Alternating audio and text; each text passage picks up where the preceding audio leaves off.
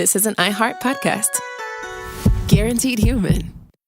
Work can be a little weird. Cringy training seminars, coworkers who won't stop talking about their plant, forgetting the mute button at an inopportune moment. We have to deal with a lot on any given workday. Sometimes it can feel hard to thrive and move forward in your career. Well, that's where LinkedIn comes in. LinkedIn helps you get ideas and insights from experts in your field, connect with people professionally, grow your network, and access tools designed to help you find the right fit for your next role. Whether you're just getting started, figuring out your next move, or looking to accelerate your career, LinkedIn is built to support you at every stage because LinkedIn is the network that works for you. Visit linkedin.com/knowstuff to learn more. If audiobooks are your thing and you've been meaning to listen to more of them, you should check out a podcast called Earsay, the Audible and iHeart Audio Club, hosted by Cal Penn. Each episode spotlights standout audiobooks on Audible across all kinds of genres: sci-fi, comedy, romance, thrillers, and more, with Cal talking to guests who help break down what makes each story worth listening to. It's a fun, easy way to discover your next great audiobook. Check out Earsay on the iHeartRadio app, Apple Podcasts, or wherever you get your podcasts.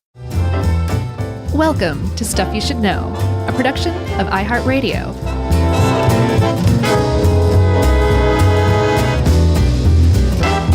Hey, and welcome to the podcast. I'm Josh, and there's Chuck, and Jerry's here too.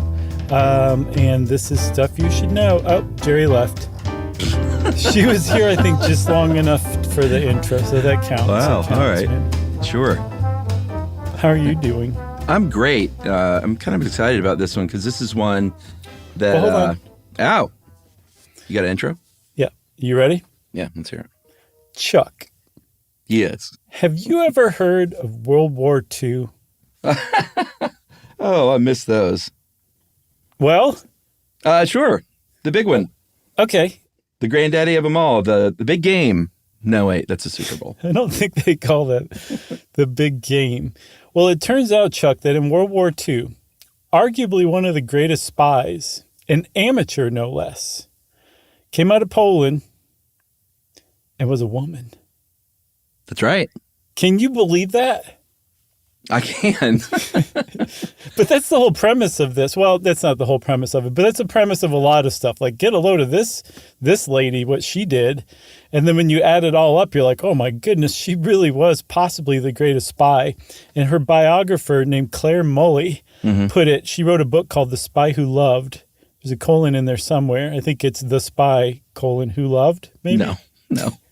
But in her book, The Spy Who Loved, she describes this woman who we'll call Christine Granville for now, more Bond, less Bond girl. And I was like, you go, girl. Oh, that's a good descriptor. Yeah, I thought so too.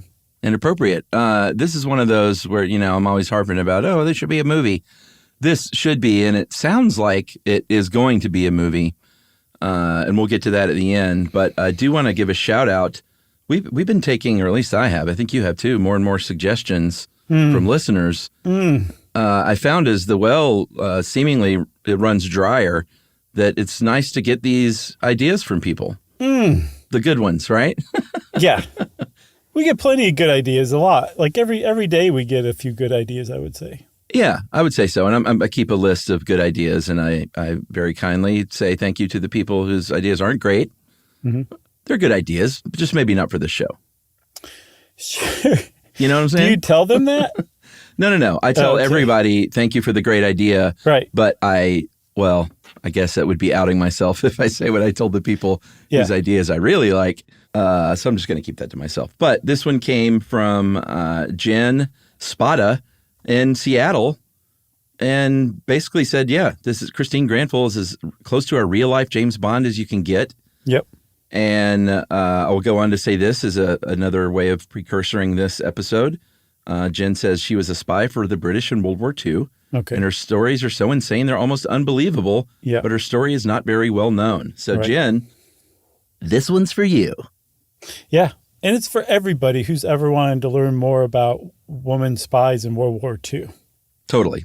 Christine Granville was kind of an awesome BA. Yeah, she really was. And her Christine Granville was just a cover name. That's what she's fairly well known as best because she kept that after the war because she was so proud of what she'd accomplished with that name.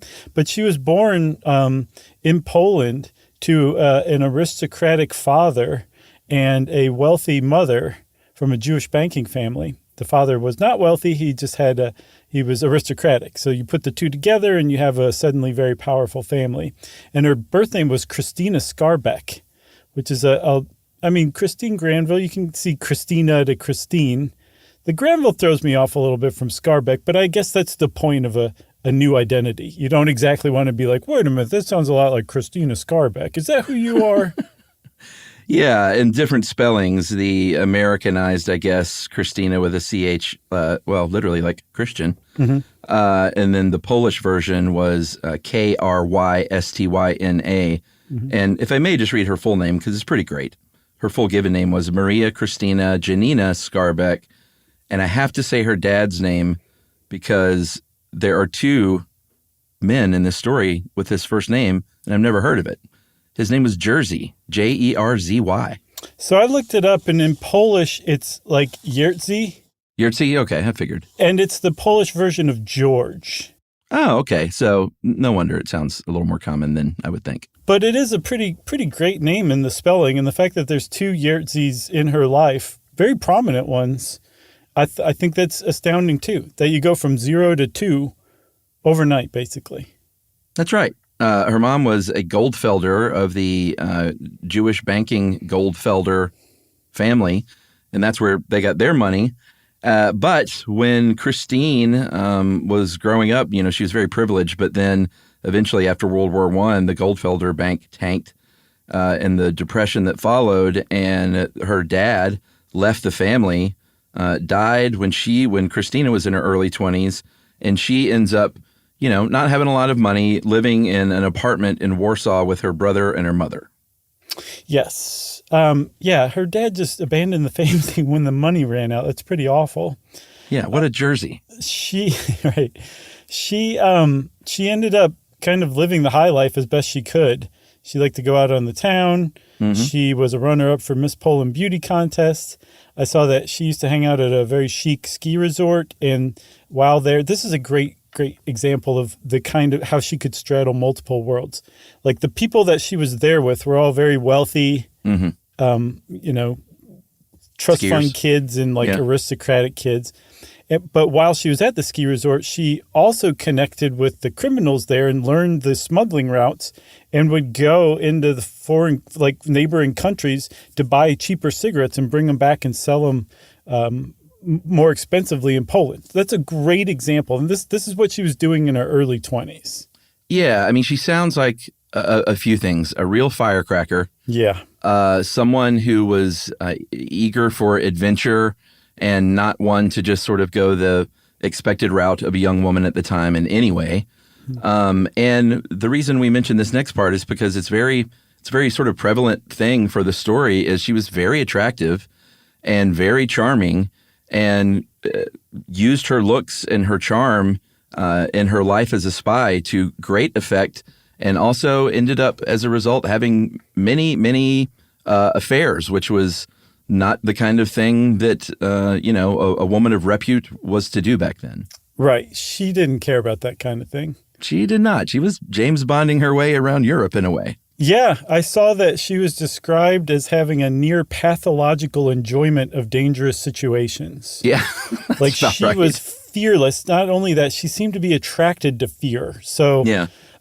She married a couple of times. Her second husband, Jerzy Gizecki, I'm pretty sure that's how it's pronounced. He was a diplomat for Poland in Ethiopia.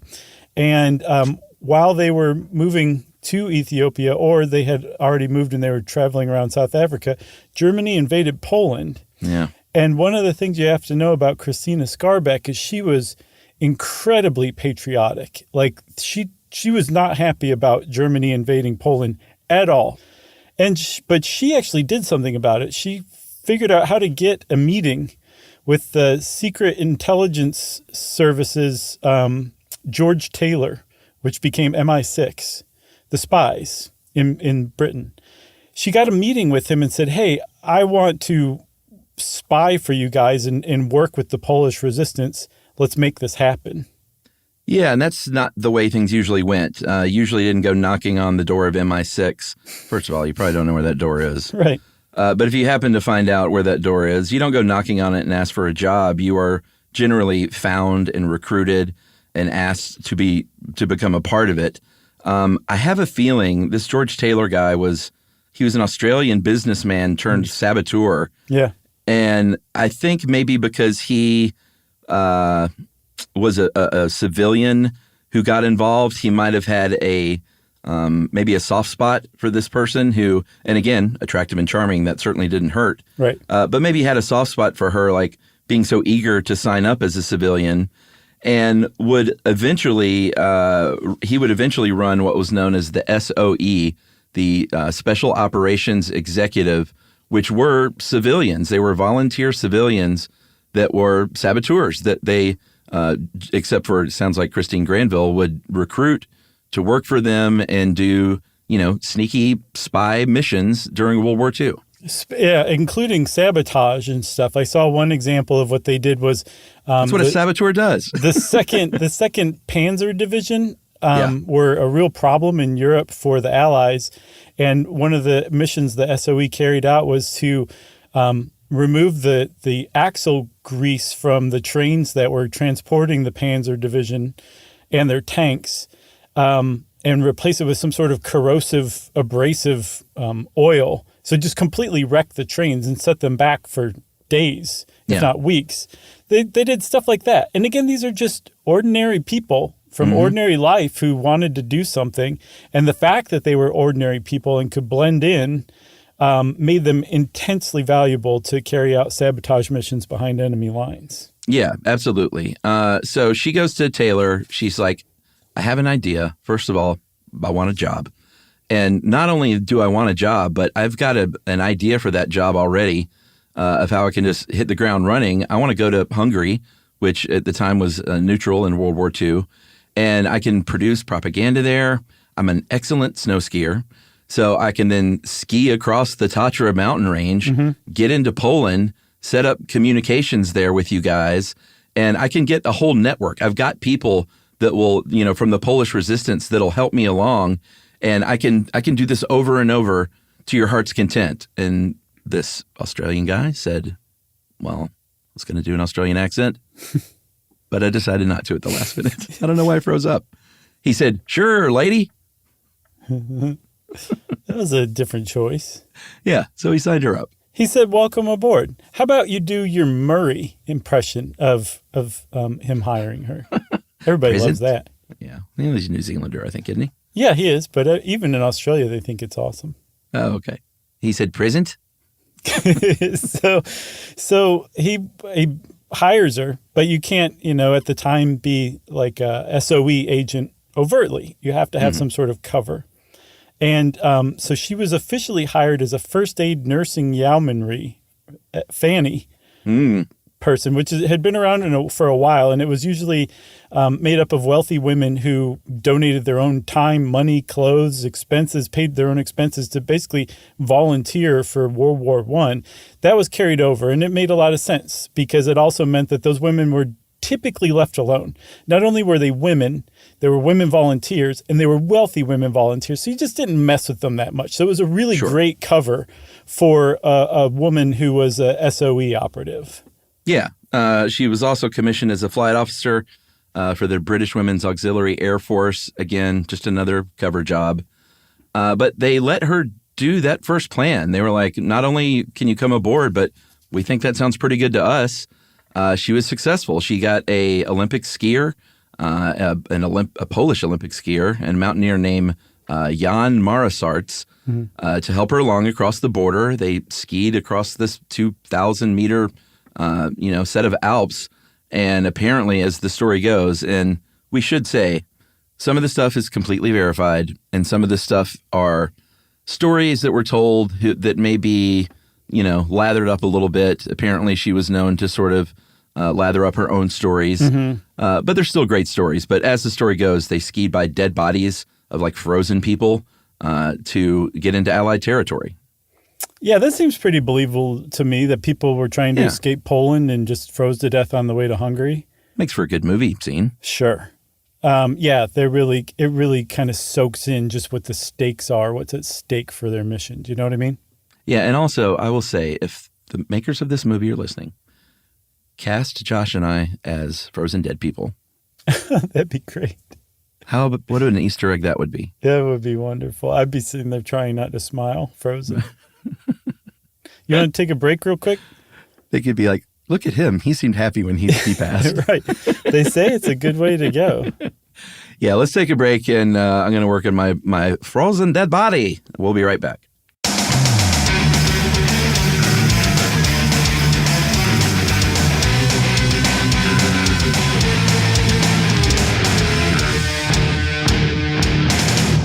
The springtime thaw is finally here.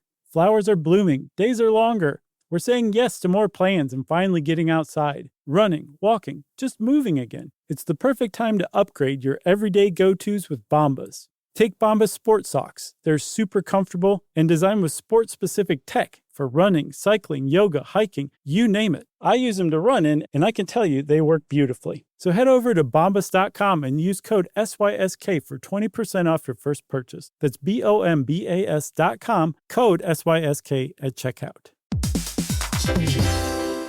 Hey, everybody. Here's a fact for you. In the United States, there is a break-in every 26 seconds, and that means that somewhere right now, an intruder is getting closer. And the problem with most security systems is that they only alert you after the break-in has started, and that's too late. Well, that's what makes SimpliSafe different. They use alerts. SimpliSafe's U.S.-based live agents, they identify threats on your property and help deter them before they actually break in. So the intruder never gets into your house. The crime is stopped before it even starts. That's right. And another great thing about SimpliSafe is they have no long-term contracts. They give you peace of mind and great value with their monitoring deterrence plans because they just start at about $1 a day. Yeah, SimpliSafe sent us a setup years back, and I still use mine every day. Yeah, and apparently setup, you can do it by yourself in under 30 minutes, so it's a really good value and it doesn't take long. So if you want to experience the SimpliSafe peace of mind, you can take advantage of the SimpliSafe discount offered to Stuff You Should Know listeners. Right now, you can get 50% off your new system by visiting simplisafe.com/stuff. That's half off at simplisafe.com/stuff. There's no safe like SimpliSafe.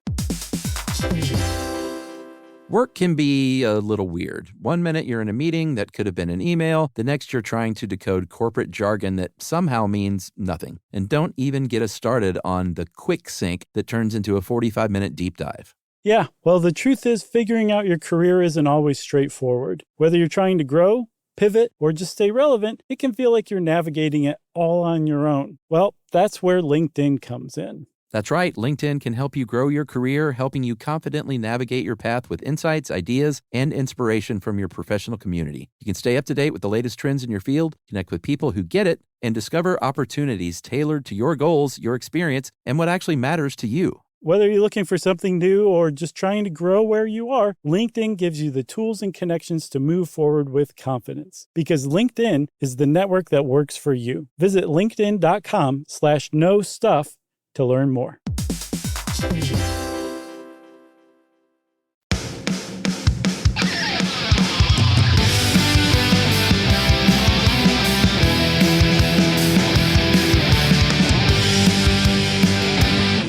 So, Chuck, you were saying that the myths around Christine Granville are questionable, but it's probably one of those things that there's some sort of kernel of truth to them. Sure. Yeah. But one of the other things that makes her so compelling is that some of them, it's tough to distinguish the myth from the actual stories, because ones that are documented are just as mind-blowing as the ones that are like, is that true?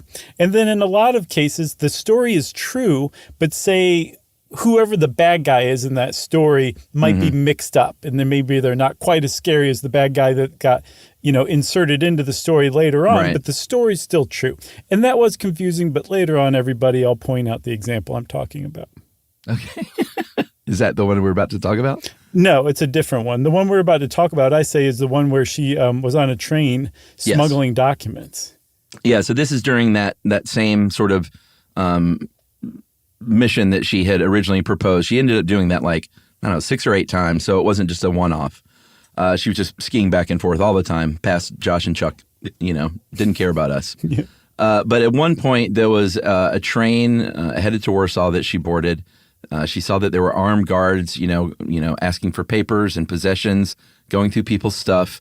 And so she turns on that charm and bats her eyes at a Gestapo officer and was like, "Here, would you mind holding this package? I shouldn't have it. It's black market tea. I'm trying to bring it to my mother, who really loves this stuff, but, I don't want to get caught." And so he's like, "Sure, Fraulein, I'll hold that for you." But, of course, in that box were illegal documents that this guy was unknowingly hiding from his Gestapo counterparts. Yeah. I mean, that surely would have cost her life had he opened the box. But she was capable of charming even Gestapo agents. And that was part of it too. Like it wasn't just the same type of charm for every person that was like a catch-all type of charm. She was also emotionally intelligent enough to be able to read individual people or even whole groups of people to figure out what they wanted to hear, what would charm them the most. So she could be very, rigid and commanding. She could also be like flirtatious and helpless, like whatever it called for. Yeah. She just could recognize what the best course of action was, and it worked more often than not for her. Yeah, she was really good at what she did. Eventually, she would get married. She met a guy named how would you pronounce that? It's Andre. Oh, it is? Andre Kowarski. Mm-hmm. Boy, I tell you what, Polish people have so many extra letters. Mm-hmm. I just celebrate that so much. I have Polish friends, and it's always amazing to me to look at the amount of letters in those names. Yeah. So Andre, in this case, is spelled Andrzej. And amazing. That ZEJ really comes as a surprise at the end to us English speakers. It really does. Anyway, great names. So she met this guy. He was a war hero. He was Polish. He had one leg. He was also a spy. And she was still married to Gizicki, but nevertheless, she started up a relationship with Kowarski. It would be sort of a lifelong love on and off, even though, again, she would also have many other sort of short affairs and flings, some job-related, some seemingly not. Yeah, there's a very popular story about her that she had men would become obsessed with her. Mm-hmm. So sometimes it was easier than others to get rid of guys. And in one case in Budapest, she had a knock on her apartment door, and a former suitor who she, left behind was begging her to come back and threatened that if she didn't, he would shoot himself in his genital organs. That was a direct quote. Yeah. And apparently he tried, but he missed, and he ended up shooting himself in the foot. So he was quite serious about that. And I just can't help but wonder, what her response was to that. Did she bring him in her apartment and help nurse him? Did she go get help? What did she do? Because I could see her, taking care of the guy, but also at the same time being like, this doesn't mean we're back together. I just, don't want you to bleed to death from shooting yourself in the foot kind of thing. It really depends on who plays him in the movie. The guy? Yeah, if he's a sad sack, she might be like, "Get in here. What have you done to yourself?" Like you literally shot yourself in the foot. Right. If it's played by some creep, then, she shuts the door and says, "Hobble off." Yeah. Good riddance to your foot. So, her dad had split and died at this point, but we did want to follow up about her mom. She was teaching at a secret school in German-occupied territory. Right. Not a good place to be, because I don't think we mentioned that her family, although she did convert to Catholicism, I believe for marriage, she was Jewish and she was wealthy, and she wouldn't stop teaching at that school. So she would not leave the country with her daughter, and she was eventually captured, and everyone basically agrees that she was probably killed. Yes. So both of her parents, I think her dad already died in her 20s. I'm not sure if we said that or not. So both of her parents are gone. She has a younger brother, but for the most part, she's just kind of free to live her life. Oh, she has a husband back home, by the way, but he's off doing his own thing for the Brits as a secret agent too. Yeah. And really, for all intents and purposes, she's common law married to Andre Kowarski, despite having all of these separate flings that she's carrying out for her duties as a spy in the SOE. Yeah, and Kowarski was also a spy. Yes, exactly. So her life is just dangerous from moment to moment. Yeah. So I'm sure she's just loving every second of it. And like you said, she just kept going back and forth across the Polish-Hungarian border, ferrying people and weapons and money and info. And she was working inside Poland with a group called the Musketeers, who will pose a problem for her later on because they were like a resistance group, like, from Top Secret. Yeah. That kind of thing. But they were French because of Chocolat Mousse and what were the other ones? I don't know. Okay. I don't know what you're talking about. But they were the Musketeers, so of course they were French. So, no, they were Polish. Oh, you said they were French. I'm saying in the movie Top Secret, they were French. Oh, the Musketeers were Polish. I get what you mean. Yes. So the upshot, that was totally unnecessary, by the way, but the upshot of it is that from the Musketeers, she managed to cement her reputation among the spies, both professional and amateur, working for Britain, when she brought information to the Brits that the Nazis were about to break their non-aggression pact with the Russians and invade the Soviet Union. Mm-hmm. And it turned out that they invaded on the very day that her intel said that they would. Yeah. But Winston Churchill himself called her out and said, she's my favorite spy. And everyone said, is that a thing? And he went, sure it is. Little known fact, Chuck, Winston Churchill sounded exactly like Murray from Flight of the Conchords. Just FYI. This is a pretty good story. And a lot of these are just little bits from her life, of course, that make for, good stories and eventually a good movie. But she was, in January of 1941, she had been arrested by Hungarian secret police, along with Kowarski, who she was, she's doing spying with him. And after a couple of days of being interrogated, she very clandestinely bites into her tongue enough that it starts bleeding. Man. And she starts coughing up blood as if she has TB. And everyone freaks out because nobody wanted TB. And so they release them. It's a great idea. Yeah. I've been in possibly the very rooms that she was being interrogated in Budapest. They've turned some of those places into museums that you can go and visit. And it's cool. Like, wow, this is where the secret police interrogated people. It's nuts. And it's really well done. No, I didn't. Okay. But it's I can't remember the name of the museum. There can't be too many of them, but Budapest has a few attractions like that, or kind of dark tourist attractions that are really worth visiting if you ever go. I'll have to ask Emily because she went to museums there. I bet that was one of them. I'll bet it was. And I'll bet she also went to the hospital in the Rock, which was a literal underground hospital built into a cave system that they preserved. They have wax dummies hanging out. That makes it even cooler. Do any of them look like us? No, but one of them's smiling inappropriately. Okay. So, all right. Eventually, she and Kowarski are exposed as spies. Their cover is blown, and they still want to do their job, so they adopt new identities. This is when she finally becomes Christine Granville. Kowarski became Andrew Kennedy, which is kind of funny when you think about it. Mm-hmm. And she, like you said at the beginning, she was Granville from there on out because that's sort of where she became even more famous and wanted to hang on to that name. And this is where her birth date gets a little confusing because she gave herself a different birth date, obviously, to assume this new identity, which made her probably 6 to 8 years younger. And so whenever there are stories about her, there can be some confusion about whether or not she was in her early to mid-20s or mid-30s when a lot of this is going on. Yeah. So she ended up bouncing off to Cairo to spy on the Polish intelligence service. So get this for confusing. Poland is occupied by Nazi Germany, but the Polish intelligence service still exists and is working against Nazi Germany. And at the same time, the SOE, in part, has infiltrated Poland with Polish civilians working as operatives. And they, as far as the Polish intelligence service is concerned, is working against the Polish intelligence service's interests and is making life hard on them. So there was a rivalry between SOE operatives in Poland and the Polish intelligence services that ended up actually becoming problematic for Christine Granville, because the intelligence services basically denounced she and Kowarski as if not spies, like double agents, then they were being manipulated by double agents in the Musketeers. I told you the Musketeers would become problematic for them. This is where that happened.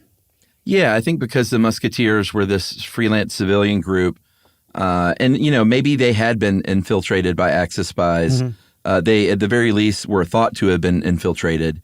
So they, and we mentioned that that Giuseppe, her still husband, was also a spy. He heard about what was going on. He seemed like a pretty stand-up guy because he heard about what was going on to her and to now Andrew Kennedy, previously Kowarski. And he was like, you know what? I'm not going to stand for this. I'm out of here.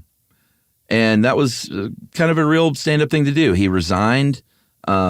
Eventually, she said, I don't know if you're trying to get back together with me, but poor guy. I'm still with this guy Kowarski. So I appreciate what you did, but that's not going to end. He was like, "Oh, I see. I just threw away my brilliant career as a spy." Yeah, right. Yeah. Man, poor guy. So that kind of settled that. I think he kind of bows out of the story at this point, right? Yeah, but did they stay married? I don't know. It said, Olivia, who helped us with this, said the relationship dissolved, but it already sounded fairly dissolved. I just don't know if they were officially not married at that point. Yeah. I don't think it would have mattered much, practically speaking. No, you're right. But she and Kowarski, now Kennedy, hung around Cairo for the next year while the Brits investigated them and whether they were actually spies or not. And the Brits later on said they were fully aware that they weren't spies and that they were loyal and that there was really no problem. But they were having to indulge the Polish intelligence services because they needed the Polish intelligence services.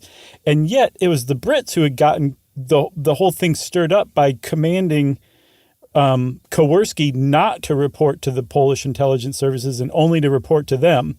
Yeah. And so that's what brought the first animosity up between Kowarski and then by association Granville with the Polish intelligence services, who denounced them later as spies unfairly. But they got cleared ultimately from that investigation and they got back to work. Yeah, she got back to work in France, actually, July of 1944. She goes to France. Now she is using the name Pauline Armand. She literally parachutes into the south of France. She's going there to, get involved in the resistance there and start to sort of help out, which eventually the American invasion. So she's sort of laying the groundwork of what was to come for the United States involvement. She was, and this guy ends up being pretty important. She was the second in command to a guy named Francis. How do you pronounce that last name, Frenchie? Kamertz.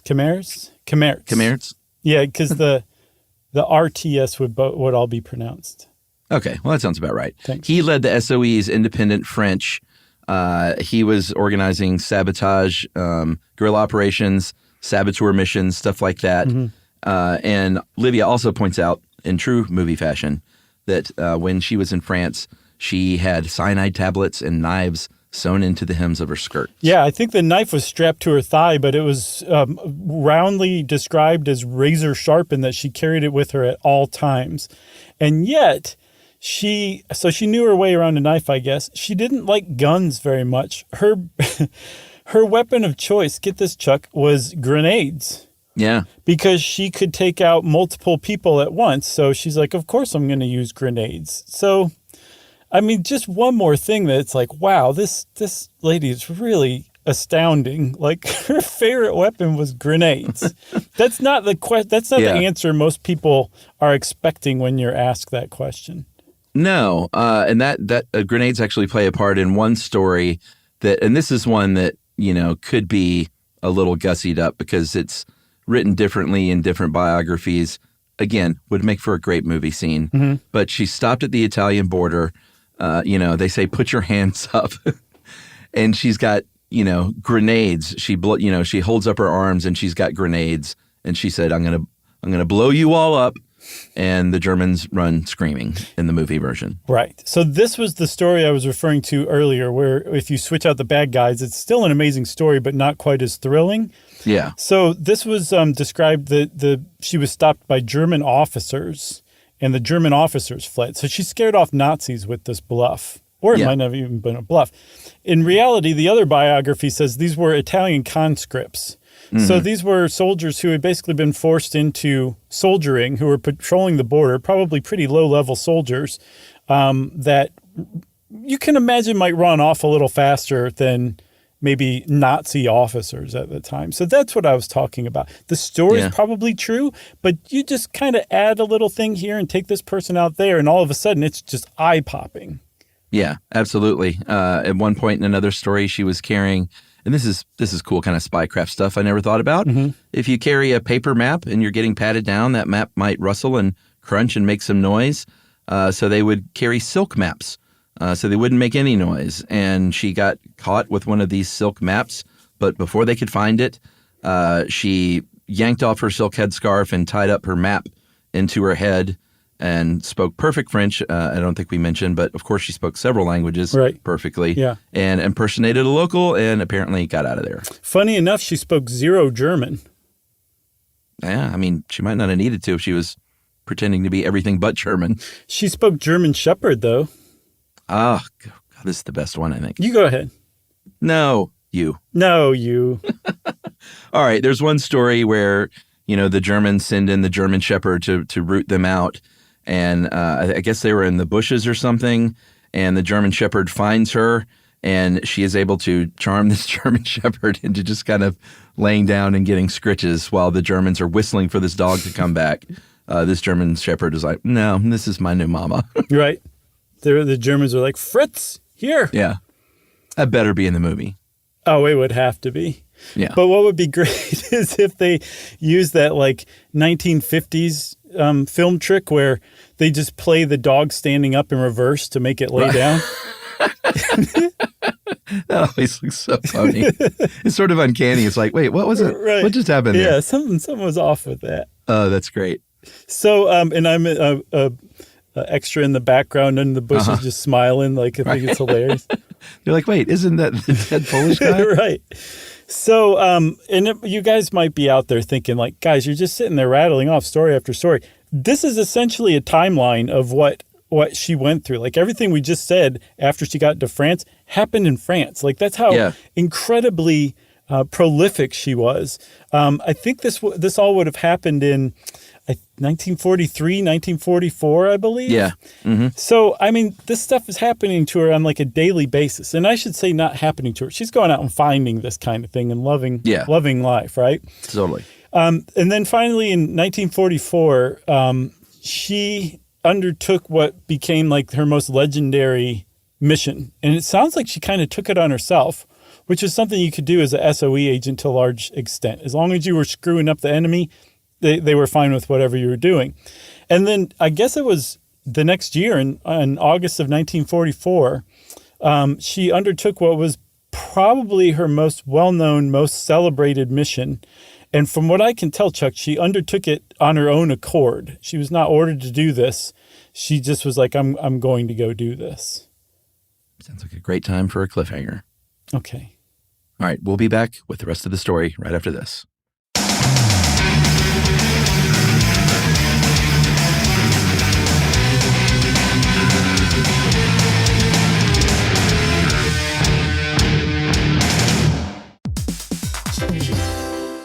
Hey, everybody. Here's a fact for you. In the United States, there is a break-in every 26 seconds, and that means that somewhere right now, an intruder is getting closer. And the problem with most security systems is that they only alert you after the break-in has started, and that's too late. Well, that's what makes SimpliSafe different. They use alerts. SimpliSafe's U.S.-based live agents, they identify threats on your property and help deter them before they actually break in. So the intruder never gets into your house. The crime is stopped before it even starts. That's right. And another great thing about SimpliSafe is they have no long-term contracts. They give you peace of mind and great value with their monitoring deterrence plans because they just start at about $1 a day. Yeah, SimpliSafe sent us a setup years back, and I still use mine every day. Yeah, and apparently setup, you can do it by yourself in under 30 minutes, so it's a really good value and it doesn't take long. So if you want to experience the SimpliSafe peace of mind, you can take advantage of the SimpliSafe discount offered to Stuff You Should Know listeners. Right now, you can get 50% off your new system by visiting simplisafe.com/stuff. That's half off at simplisafe.com/stuff. There's no safe like SimpliSafe.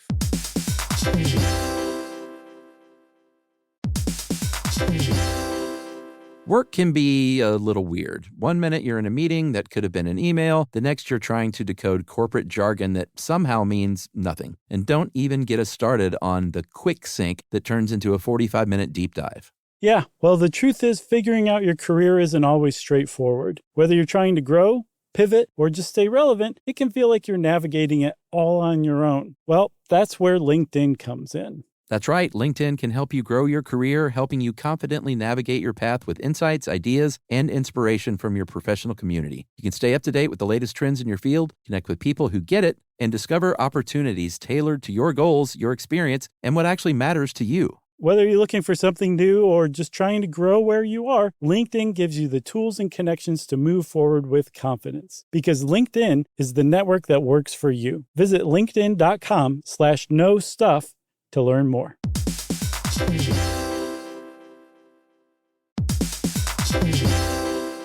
Hey everybody, we're here to talk to you about Wayfair, who believes that spaces should be functional, they should be comfortable, they should be well-designed, and they can be well-designed by you with their help. Your updated space should feel more comfortable, inviting, and practical for everyday use. And we're talking about outdoor seating. We're talking about grills. We're talking about major appliances. If you need storage solutions, Wayfair can help you out. Patio lighting, rugs, decor. It is your one-stop shop for home. Yeah, I mean, it's getting nice out, so it's time to think about living outdoors for the next few months. And Wayfair knows that outdoor furniture, it's heavy, it's intimidating to assemble. So Wayfair has stepped in and said, we're going to handle the hard part so you don't have to. That's right. You can shop Wayfair Verified, your shortcut to the good stuff. And that means their team of product specialists are going to vet everything by hand using a 10-point inspection, testing things like, quality materials, functionality, and features, and even how long it takes to build that piece of furniture. And the overall experience save time, reduce hassle, and improved convenience. Patio season is here, and these deals won't last. So head to wayfair.com right now to get your outdoor space ready for way less. That's WAYFAIR.com. Wayfair, every style, every home.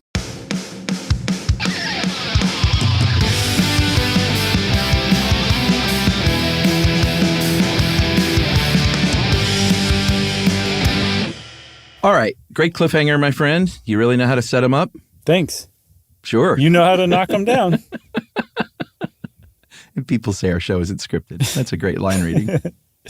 Actually, we're the people that say that. Yeah. So this was August 1944. Khmer, is that how it's pronounced, you said? Why not?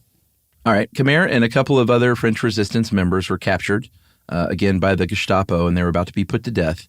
And guess who steps in to save the day? I don't know. Christine Granville. Oh. Take it away.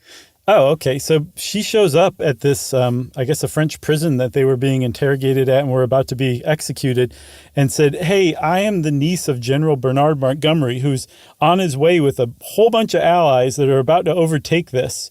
And you French collaborators, you're going to pay a dear, dear price if you execute these men right before they get here. They're going to take it out on you, and you're going to hate life. And apparently they said, all right, we're properly scared, but can you sweeten the pot a little bit? Yeah. And she said, okay, what about 2 million francs? And they said, sold. So she handed off the bribe, and they took off and left these three really, really important French resistance leaders to live. She saved their lives. And apparently after they left the prison, they were like, I can't believe you just did that. And she said it just kind of hit her finally, like just how dangerous it was. It hadn't even occurred to her that they might be like, no, we're not. And you're captured now too. And we're going to execute you as well. Because she was just so focused on what she needed to do and going to do it and knowing she could do it. It didn't even occur to her that she was actually putting herself in incredible danger. Yeah, it was amazing. Apparently she turned in her report, typed it up, handed it in to the SOE. And their reaction was, quote, good reading. I'm going to make sure that I keep on Christine's side in the future. And another agent said, so am I. She frightens me to death. Very nice. Yeah, thank you. So the Allies won the war, spoiler alert, and especially in Europe, I should say. Mm-hmm. And as a result, Granville was awarded some pretty hefty awards. She actually won, remember, she's a civilian, a Polish civilian, and yet she was given the honor of Officer of the Order of the British Empire. Yeah. If you get that medal, you are a man, British, and at least a lieutenant colonel. She was none of those things, and they still said you were so amazing on our on our behalf. We're going to give you that. And she also got another one, the George Medal too. Or in Poland they would call it the Jersey Medal. Wait, who is the other Jerzy? Did we even find him? Her second husband, the diplomat to Ethiopia, was Jerzy. That's as right. well. That's right. Okay, and Dad. All right. Just want to make sure we covered that. Mm-hmm. What was that? The French award she won too? The Croix de Guerre. Yes, the Cross Very of War. Prestigious. That's right. So this all seems like, oh, great. This is amazing. I bet you after the war, the British government really took care of her and saw to it that she, had the best job in government. Oh, boy. Not true. They kind of turned their back on her in a lot of ways. She tried to get citizenship, and it took her quite a few years to get it, all the way until 1949. They cut off her financial support. They basically said, well, what kind of job can she get? Quote, she cannot type. She has no experience, whatever, for office work, and is altogether not a very easy person to employ, which maybe she wasn't the easiest person to employ in those regards, but she was an exceptionally intelligent, crafty, resourceful human, and the fact that they couldn't find work for her is shameful. Yeah, so... Or wouldn't find work for her. Wouldn't. I think that's it. Because Churchill lost re-election shortly after the war, and he was the protector of the SOE, and especially Granville, who he decided was his favorite spy, which is a big deal. Churchill loved the SOE. He instructed them to set Europe ablaze, was his quote. But with him out of power, they didn't have that cover from on high anymore. And just like with the Polish intelligence service, the professional intelligence people very much resented the amateurs, thinking that they were doing the same work with the same quality as the professionals. So they were, I don't think it was just her specifically, but I think a lot of the SOE was turned out, although I think some actually were kind of brought aboard to be professionals, but she definitely wasn't. No. So where did she work? She worked as a housekeeper. She worked as a switchboard operator. She worked as a cruise ship waitress. This is what her life was after that, exciting time of war, doing some of the most dangerous things you could imagine, many of which upon her own initiative. And she ends up working as a housekeeper and a switchboard operator and other sort of smaller jobs. Eventually, she would live in a house run by the Polish Relief Society.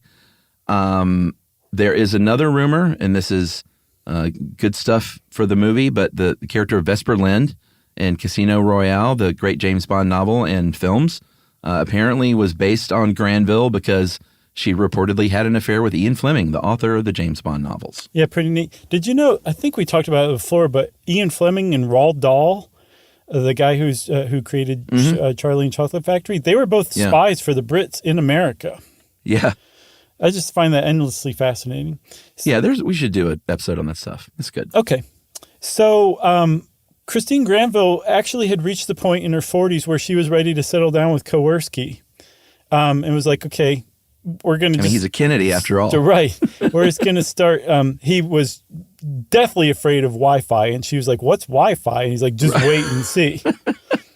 So she was ready to settle down, started a new, normal, everyday life, and she was visited at that Polish Relief Society hotel or boarding house by a guy that she had either had an affair with or had turned down, who was a coworker on the cruise ship with her. His name was Dennis Muldowney. And he stalked her and approached her in the lobby of that boarding house and stabbed her in the heart and killed her because he was so obsessed with her. He said later that to kill is the final possession, which is an awful, awful sentiment. And I mean, good God. And he also said that he was still very much in love with her. So he murdered her out of just jealous obsession. Like if he couldn't have her, no one could. And that's how Christine Granville, after all the danger she put herself in, after all the services she provided to the Allies, the good guys, objectively the good guys in World War II. Mm-hmm. She was murdered by a jealous jerk. Yeah. And in her, sort of early 40s, still a young woman, very, very sad. By this crazed stalker. Kowarski, for his part, a.k.a. Kennedy, lived till 1988, and his ashes, at his request, were flown to London to be interred alongside Granville's. Kowarski, and we mentioned that Khmer guy was a good guy. Then 3 other guys said who had been close with Granville. They formed the panel to protect the memory of Christine Granville after her death. She had a life full of marital affairs and sexual encounters and things like that. And they didn't want her story to be just sort of scandalized, I think, after her death and for people to focus in on that kind of thing. So they actually blocked biographies successfully for a while for coming out, blocked articles from coming out. Eventually, though, articles and biographies would come out that would tell the full sort of proud story of her life and not in a scandalous way. Right. And the whole thing kind of like tilted. The world showed that it was ready to appreciate Christine Granville when Claire Mully, the historian, released the book, The Spy Who Loved, The Secrets and Lives of Christine Granville. That came out in 2012, and it's like the definitive biography on Granville, and it was extremely well received. And, Chuck, you can rest assured that there's a good chance we will be frozen extras in the movie because they are making at least one movie about it. Yeah. At one point, Kate Winslet was attached to something. Would have loved to have seen that because Kate Winslet is the best. But there's one called The Partisan that supposedly is shooting now with Roman Polanski's daughter, Morgane, playing Granville. Yep. Who knew? I didn't know I had a daughter. I didn't know either. But that adds up. French-Polish actress? Sure. Yeah. Malcolm McDowell's in it too. And I can't feel settled when he's on the screen. No, he's old. Who would he be playing? I don't know, maybe Churchill. It's got to be Gary Oldman or somebody, right? That's Andy McDowell's father, right? No, I swear to God, that's Andy McDowell's father. Malcolm McDowell? Yes. I thought she was like from the American South. She is. She was born and raised in North Carolina, but that is her father. Wow. I had no idea. Yeah, we know Margaret Qualley is his granddaughter then, I guess. Yes. And she's married to Jack Aronoff. No, wait. Andy McDowell's not his daughter. Yes, she is. Then she's Roddy McDowell's daughter. Okay. Close. Both British, same last name. One was Caligula, one was the dude from Clockwork Orange. Well, now I feel like I don't have to check you, but now I got to look up Roddy McDowell. No, that one I'm sure of. Look it up. Are you sure? Yeah, we'll wait. All right. Well, say something else like, why don't you read listener mail or something? Oh, well, how about this? I'll set you up for listener mail while you're looking, and you can tell us on the other side of the chime whether I'm right or not. Okay. If you want to know more about Christine Granville, you can check out Claire Mully's book, The Spy Who Loved. And there's plenty of other great stuff on the internet to read about her, too. And then look out for me and Chuck in the movie. And since I said look out for me and Chuck in the movie, it's time for listener mail. All right. I'm going to call this Roddy McDowell was actually gay and never married. Good Lord. Okay, well then let's reverse this course. Who is Andy McDowell's father? Well, that's what I was going to say. That would be the sensible thing to do. I do know Margaret Qualley's her daughter. I know that. No, that's definitely true. She was in Maid. Have you seen Maid? I never saw that. It's on the list. It is really good. And Andy McDowell, who I'm not usually a huge fan of as an actress, I don't think she's well used very, very much as far as characters go. She really nails it as Margaret Qualley's kind of like ne'er-do-well mom who's still trying to be in her life. It's just a really great, kind of gut-wrenching movie. Yeah, and I can also recommend, while we're here, the movie Sanctuary. It was out last year with Margaret Qualley and who's that guy? I really like him a lot. He was in Girls. Christopher Abbott. Of course. And it's sort of a two-person movie, and it's really, really good. Highly recommended. And by the way, in case you wondered, Andy McDowell's dad was a lumber executive from South Carolina. Named Malcolm McDowell, who's also the actor. Marion St. Pierre McDowell. Oh, boy. Wow, that was a journey. I've got another movie for you since we're talking about movies. I got two, as a matter of fact. One, let's hear it. My niece Mila is in a movie that's out on the big screen called The Hill. Another one? Yes. Okay. It's called The Hill. It's a super-duper Christian movie, like legitimately, like they call out Jesus Christ, but the preacher's not like set up to be like a demonstration of hypocrisy. He's actually like a preacher. Uh-huh. Usually not my genre, and I probably wouldn't have seen it had my niece not been in it. But it is actually really good. And Dennis Quaid is the father, the main character. That's great. And he does an excellent job. It's it's worth seeing. It's pretty uplifting. And Mila just knocks it out of the park as the young version of the main dude's love interest. Boy, Mila is just killing it. Yes. And that is so great. You guys must be so excited. Oh, girl. yeah. It was so cool to go to them, like just a normal movie theater and get popcorn and then see our niece up there on the big screen. I love it. That is amazing. The other one was The Black Hole, the Disney one from 1979. I just had an itch to watch it, and man, does it hold up. You think so? Mm-hmm. Okay. Yep. It's even better than I remembered as a kid. All right. Okay, so All right. that was it, Chuck. I'm going to call this 10-year-old request. We don't usually read requests, but we like hearing from our young listeners. And this is from Henry. Dear Josh and Chuck, my name is Henry, and I'm 10 years old. Really love your podcast, and I listen to it every day on the way to school. I'm writing in mainly because I think you should make an episode about the psychology where if you paint all the walls of a room black or a different dark color, it makes the said room feel much smaller. Now, I know I could just read an article about this, but that would just be boring. Plus, I'd rather hear it from you guys. So whatever time of day you're reading this, farewell to you. I would love to see that episode come out. Bye. And that is Henry. And Henry, I think that would make a great short stuff. Yep. How color affects the perception of size. I love it. Nice. Thanks a lot, Henry. We appreciate that. We appreciate your charming character as well. Thank you for adding that to the email. It could have been totally boring and straightforward, and you didn't do that, so thanks. That's right. Go Henry. If you want to be like Henry and have us say Go Henry, but with your name instead of Henry, you can send us an email to stuffpodcast@iheartradio.com. Stuff You Should Know is a production of iHeartRadio. For more podcasts from iHeartRadio, visit the iHeartRadio app, Apple Podcasts, or wherever you listen to your favorite shows.